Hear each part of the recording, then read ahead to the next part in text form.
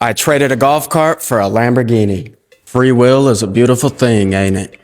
This will go down as a historical marketplace trade. And no, it wasn't a hostage situation. Make sure you're following to see the build and how the FIEROGHINI turns out. This car is modeled after a 1989 Lamborghini Countach.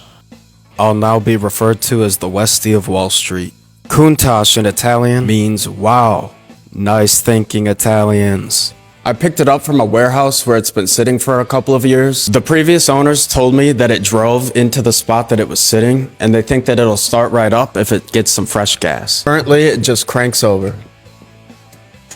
It has a super advanced way of holding open the hood, otherwise referred to as a stick. I disconnected the air intake hose so we can see if she'll start on starting fluid.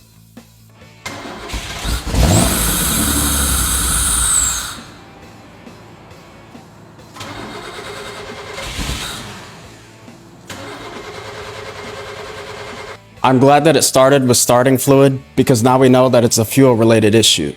I took the gas cap off because you can smell when gas is bad, and this did not smell like that good stuff at the gas station. This is the fuel filter, and I'm going to remove one of these lines so I can see if the fuel pump is actually pushing fluid.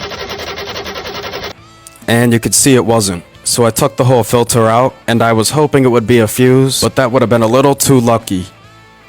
Now that I know the fuel pump is not working, the last thing I have to do is make sure that it's actually getting power. If I confirm that the fuel pump is getting electricity, I know I have a bad fuel pump. But if I test that connection and it's not getting electricity, then I know I have some sort of wiring issue. It's hard to say which problem I'd rather prefer, because if it's a bad fuel pump, I have to pull that whole gas tank out. But if it's an electrical issue, it's an electrical issue. But at least I don't have to pull the fuel pump out. If you think I missed anything diagnosing this fuel issue, please let me know in the comments.